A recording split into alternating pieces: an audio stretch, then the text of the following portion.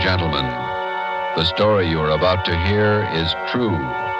Only the names have been changed to protect the innocent. Fatima Cigarettes, best of all long cigarettes, brings you Dragnet.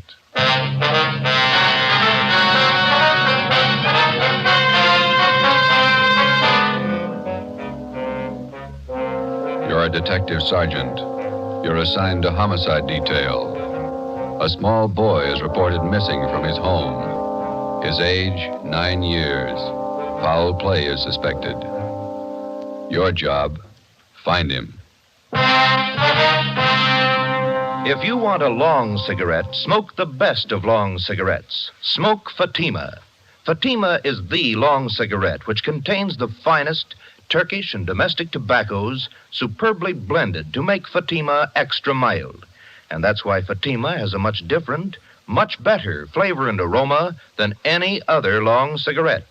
That's why Fatima is doubling and redoubling its smokers. So, if you want a long cigarette, smoke the best of all long cigarettes. Smoke Fatima. Dragnet, the documented drama of an actual crime. For the next 30 minutes, in cooperation with the Los Angeles Police Department, you will travel step by step on the side of the law through an actual case from official police files. From beginning to end, from crime to punishment, Dragnet is the story of your police force in action. It was Thursday, December 22nd. It was cold in Los Angeles. We were working the night watch out of homicide. My partner's Ben Romero. The boss is Thad Brown, chief of detectives. My name's Friday. I was on the way into work, and it was 3:55 p.m. when I got to room 42. Homicide. Hi, Joe. Ben, what's doing? Oh, pretty quiet. How's your mother? Well, that cold's still hanging on. Bad cough. Doc says nothing serious. My kid's got the same thing. Must be some kind of a virus going around. Yeah.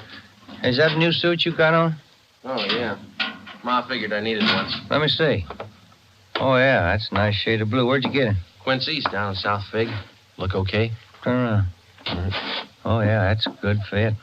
Did you get all the reports on the Webster case yet? Yeah, all taken care of. Let me get it. Homicide, Friday. This is Levinson, Unit 113J. Got something for you. Yeah, Harry, what's doing? Doherty and I are out here on Collis Avenue, 4656, trying to track down a 9-year-old boy. What's the story? Kid's missing, suspicion of foul play. How long has he been gone? About 2 hours. Looks like a job for homicide. How do you figure? Kid was last seen playing in the backyard of his home. Yeah? We checked over the yard. Find anything? Bloodstains, lots of them. They look new. Ben and I left a message for Chief of Detectives Thad Brown. Then we went over to the crime lab, picked up Lieutenant Lee Jones, and drove out the Arroyo Seco freeway to Collis Avenue. It was an average neighborhood. Number 4656 was a one-story green stucco residence situated on the corner of Collis Avenue and Harrison Drive. Beyond the backyard was a tract of undeveloped land covered with scrub oak. Harry Levinson from Highland Park Juvenile was waiting for us in front of the house. Back this way, fellas. I'm coming, Lee. Wait till I get my bag. Okay. Who notified you that the boy was missing, Harry? The mother said she went out to do some Christmas shopping about 11 this morning, left the boy home. She came back about 2 this afternoon. He was gone. What's the name? Johnstone. Kid's name is Stanley, 9 years old. Mm-hmm. Was this gate open like this when you got here? Oh, yeah, I haven't touched the thing. Here are the stains over here, Lieutenant Jones, along the edge of the walk, see? Yeah. Let me see. Quite a few stains, huh? Looks like it might be blood. I'll try some benzodine on these spots here. Yeah, there we are. See what happens? Where's the kid's mother now, Harry? In the house. Doherty's talking to her. Did you talk to any of the neighbors? People next door. One's on this side. They couldn't tell us anything. There it is, fellas. Yeah, Lee? These spots I covered with benzodine. They're turning blue. Bloodstains, all right. Can't say definitely whether it's human or animal blood. Mm-hmm. You have to go back to the lab to run it through. Yeah, biological precipitin test. Hand me one of those glass vials from my bag, will you? Yeah. Okay, here you are. Thanks. Scrape some of these flakes off for a test. There we are. How soon can you tap the blood for us, Lee? Precipitin test won't run more than 20 minutes. It'll take 3 or 4 hours to run a blood grouping, though. That's it. Anything else you want to check? Levinson, anything else? Oh, right here, my handkerchief. Empty shell. That marker over there by the rose bush, That's where I found it. From a 22, huh? Yeah. Might tie in, might not. Mark it and dump it in this envelope, will you? Oh, yeah. There. Joe. There you go. Did you get out a missing broadcast on the boy, Harry? Doherty did about half hour ago. Oh, here's a description here. Thank you. Mother know about the bloodstains? No, we didn't tell her. She's worried enough already. And she has no idea what might have happened to her boy. No more than we do. She checked all her friends, relatives. We're covering the neighborhood. No trace so far. Not much to go on. Bloodstains, empty cartridge. Could mean 100 things. Any ideas, Friday? Yeah, just one, and I don't like it.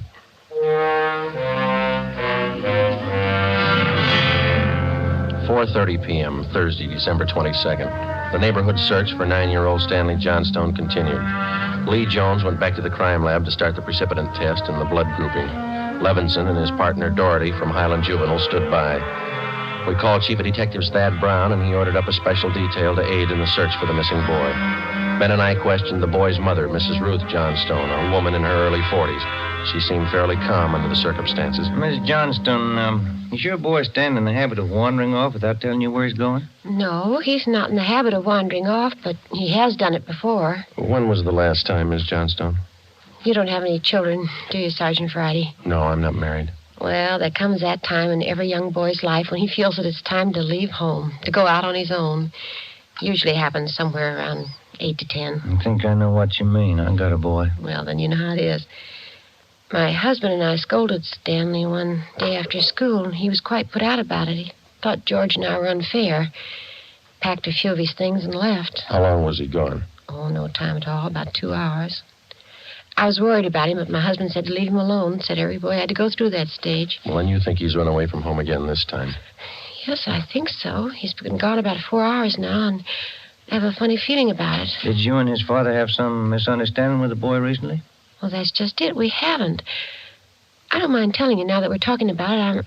I am getting worried. Any place around that he might like to visit? Hobby shop, playground, where he might be? Yeah, there's Jensen's model shop and little Shanna Burrows, but I've already called him, and he hasn't been seen all day. I called all his friends. They have no idea where he is either. We'd like a list of all his friends and the places that he was known to frequent. Oh, yeah? All right, I'll give them to you. Where do you suppose he is? Where's your husband now, Miss Johnstone? Oh, he's at work. George works for the city. He's a fireman. What house is he stationed at? Engine Company 12. He's working the A platoon. He'll be home tomorrow morning. I haven't told him that Stanley's gone. Was there any chance that the boy might be down at the firehouse with his father? No. No, he seldom goes down there anymore. No, I don't think he's there. I'm awfully worried. May I call my husband? Certainly. Go right ahead.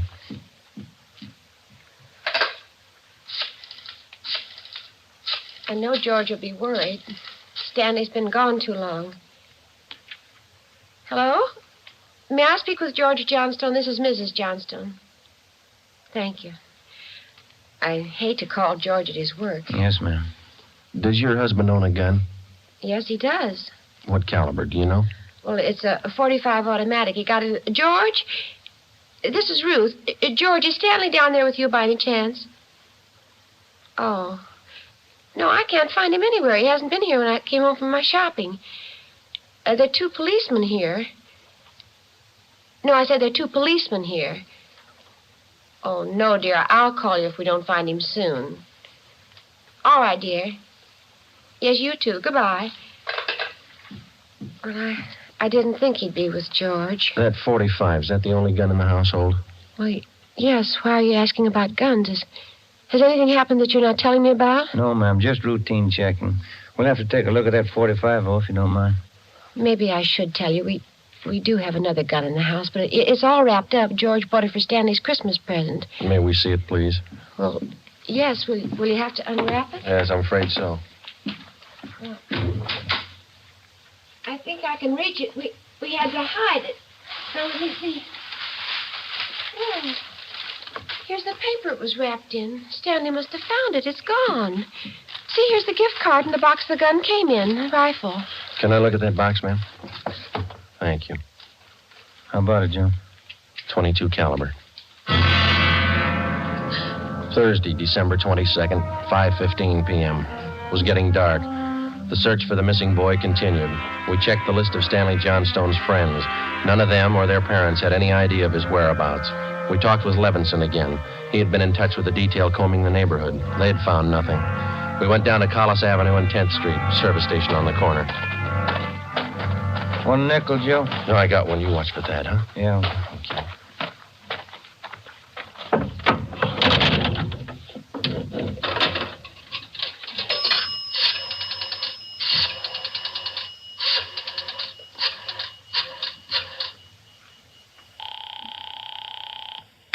City Hall. 2667, please. 2667.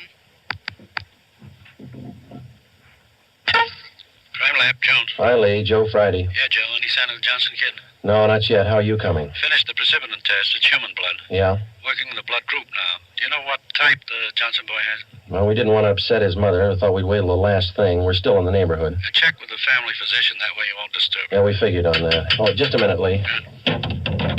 Yeah, Ben. Boss just pulled up. Okay. Thad Brown's out here now. I'll check you later, Lee, huh? Yeah, right, Joe. All right, goodbye.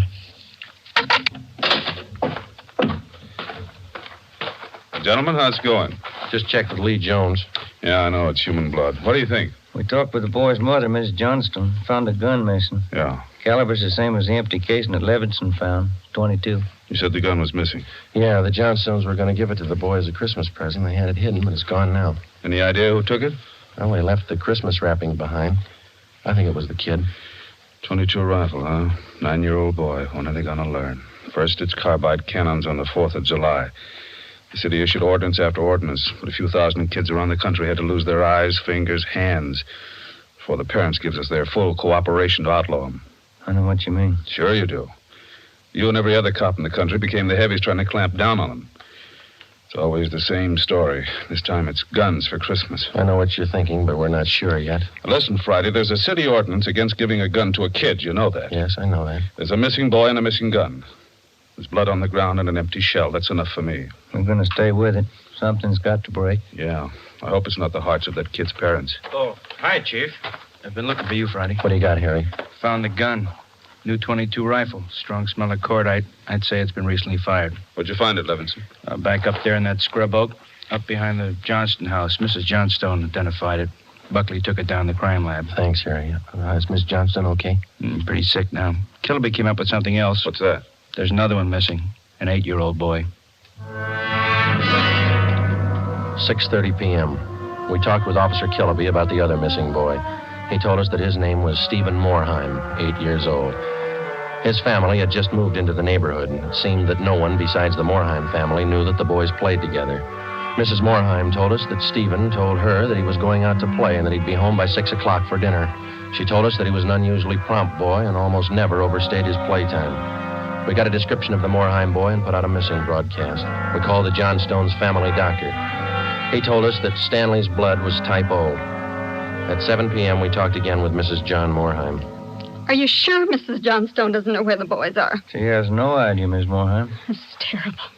It's just awful. I feel there's more to this thing. Something you're not telling me. Well, there's no use to upset you until we know a few things for sure. And you are holding back something. Now, please try not to worry, Miss Moorheim. There are certain questions we'll have to ask, routine questions in any kind of investigation. Is there anything else you want to know? Yes, ma'am. What is your boy's blood type? That's a funny question. Do you think anything's happened to him? Have you found him and you're not telling me? No, ma'am, we haven't found him. We don't think anything's happened to him. His blood type. Yes, ma'am. I think I have it written down in Stevie's baby book. Yes, here it is. It's type O. Thank you. I wonder if I might use your phone, please. Yes, of course. It's in the hall. I'll be right back, Ben. Yeah, okay.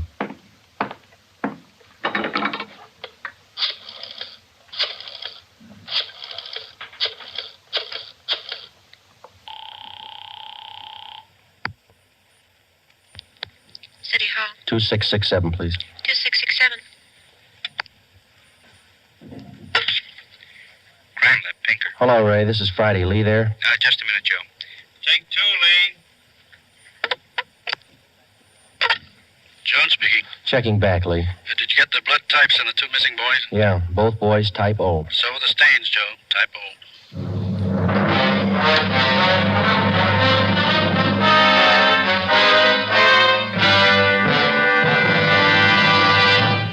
are listening to Dragnet for the solution to an actual case from official police files. Now, here's a real solution to many of your Christmas shopping problems. If your friends smoke a long cigarette, give the best of long cigarettes, Fatima. Give Fatima for quality. The name Fatima has always stood for the best in cigarette quality. Give Fatima for flavor. Fatima has a much different, much better flavor and aroma than any other long cigarette. Give Fatima. They're extra mild. Yes, Fatima is the long cigarette which contains the finest Turkish and domestic tobaccos superbly blended to make Fatima extra mild. Yes, extra mild. So give Fatima for Christmas in the attractive golden yellow carton. It's the long cigarette that has doubled and redoubled its smokers. Yes, more and more smokers every day agree. Fatima is the best of all long cigarettes.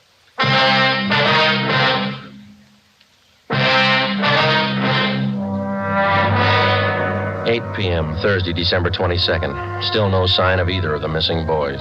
Chief of Detectives Thad Brown went back to headquarters to direct the search from there. He dispatched another detail of 50 men to aid in the hunt for the missing youngsters. 8:30 p.m. It was getting colder. The citrus growers were warned to expect a freeze. We went up the block to see Mrs. Johnstone. Her husband had quit work early and returned home. We talked with him. He could tell us nothing more than we already knew. We still had not informed either of the families about the bloodstains and the empty cartridge casing which had been discovered in the backyard of the Johnstone home. It was more than possible that they had a right to know about our findings, but Ben and I felt that there was no cause to add to the distress of the two families at this time. If the two missing boys were found alive and well, then the bloodstains in the cartridge case would be of no concern to the relieved parents. At 8:40 p.m., Ben and I left the Johnstone house and went to the home of Mr. and Mrs. John Moorheim. Miss Moorheim, you said your husband worked at a market? Yes. He telephoned about 15 minutes ago and said he was closing up right away. He'll be here any minute. I do wish Stevie would call or come home. It's so cold out tonight. All he had on was a thin cotton jacket. Please try not to worry. We're doing everything we can. He's going to be all right. Stevie's father's such a sensitive man. He and the boy are so close. I know he's terribly upset. No, you're sure there's no place you might have forgotten? Someplace where the boy might be? No place. No. If anything happened to the boy, it'll just kill Joe. No. You sit still. I'll get it, Miss Moorheim. Joe, Hi, Harry. the Johnstone kid, he's been found.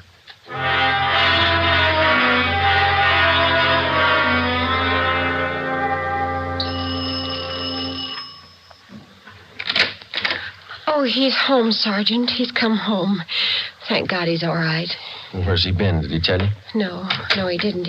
His clothes were all dirty and he's acting strange. I've never seen him like this. How do you mean, Miss Johnston? Well, he just came in the front door and said, "Hello, Mom," and then he sat down in a chair and stared at the floor. He won't talk to his father or me. Do you mind if I talk to him? No, go ahead.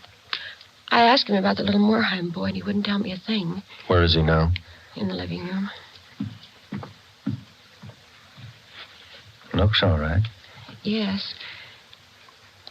Son, this is a police officer. He wants to talk to you. Now, don't be afraid, dear. He only wants to ask you some questions. Son. You see, Sergeant? Stanley, come on, look at me, son. Get your head up, youngster. Come on, now that's better. I had your mother pretty worried, you know that? You want to tell us where you've been? I wish you'd try to get him to eat a little something. Do you hear that, son? Want something to eat? Stanley, there's another little boy up the street who hasn't come home. Do you know where he is?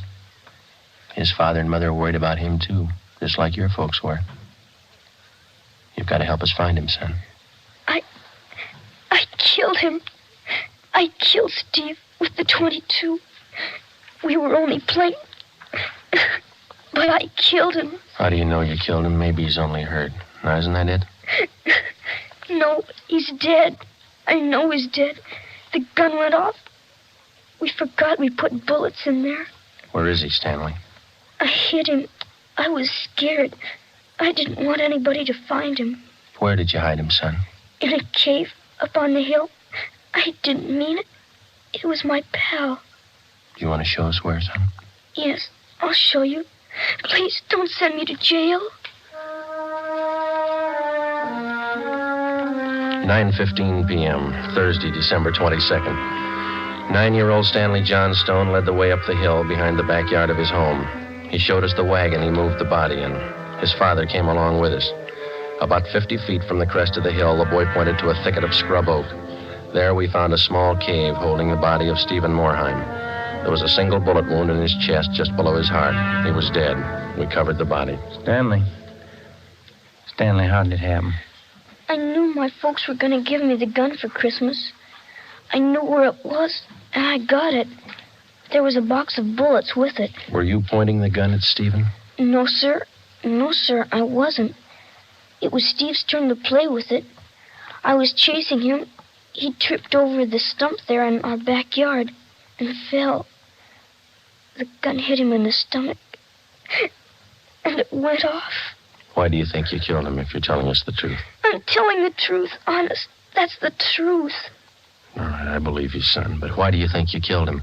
It was my gun. Steve would still be alive if I didn't go and get it. I should have waited till Christmas. It's all my fault.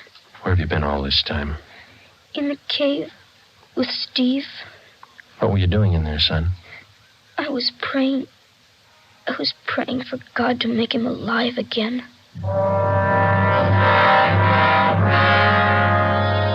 After a thorough investigation, Ben and I were convinced that the shooting of Stephen Morheim was accidental. Lieutenant Lee Jones' findings substantiated the Johnstone boy's story even to the smallest detail. We put in a call to the coroner's office and acquainted him with the facts.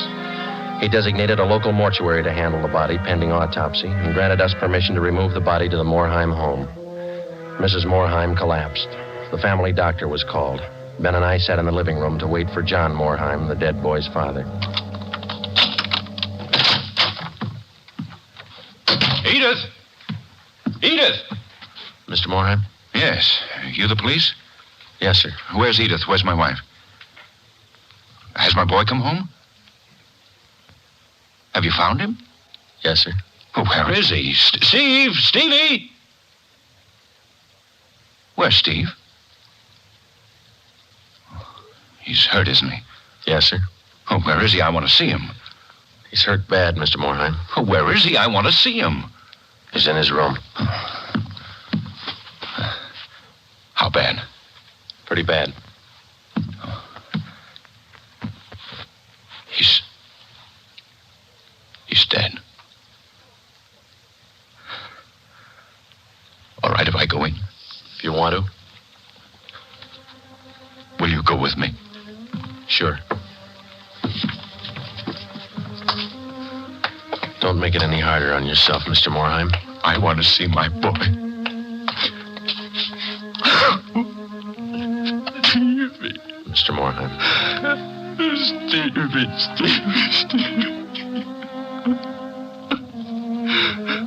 Listen to me, son. We've got you a lot of nice things for Christmas. Everything you wanted. I got you the 3 new cars for the train. The one with the searchlight is really works.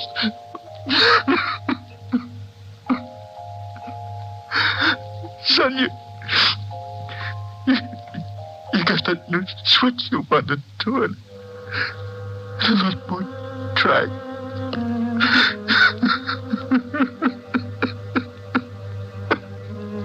Oh, Steve. Now you can have a big layout. You know that new baseball mitt you saw? Well, I got it for you. Steve.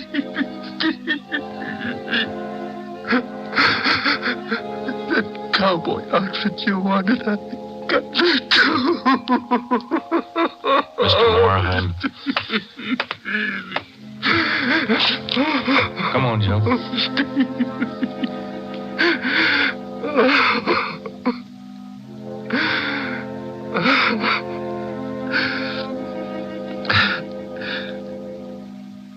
What happened? was an accident. He was playing with the Johnstone boy up the street. Playing with a gun. It went off. What was the other boy's name? Stanley Johnston. It was an accident. Mr. Morheim, where are you going? I want to see that boy. We had no idea what the dead boy's father had in mind. We didn't feel that we should try to restrain him. We went along with him up the street to the Johnstone home.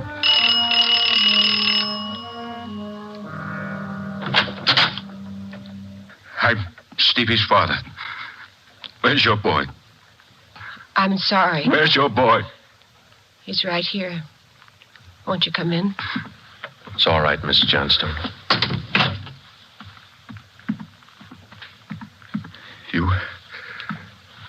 You're the boy that was with Stevie? Yes, sir. What's your name? Stanley. Stanley. I know it wasn't your fault, Stanley. I wonder if you'd do something for me.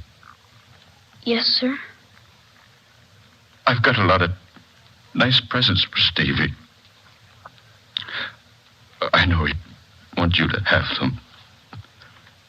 I want to give them to you. Christmas Eve. Mom? I think that would be a fine idea, son. Come on, Ben.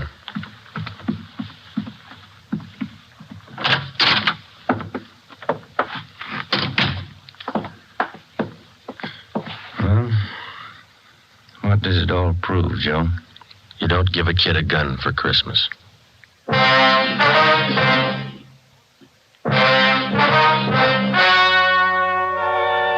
The story you have just heard was true. Only the names were changed to protect the innocent. On December 24th, 1948, a coroner's inquest was held in the county morgue, city and county of Los Angeles, state of California.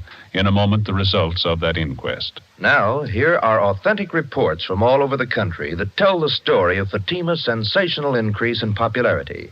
New York Division. Fatima sales up 132%. Chicago Division. Fatima sales up 453%. Los Angeles Division. Fatima sales up 545%. More and more smokers agree Fatima is the best of all long cigarettes. So enjoy Fatima yourself and give extra mild Fatimas for Christmas in the attractive golden yellow carton. Everyone who smokes Fatima says that this great new long cigarette is the best of all long cigarettes.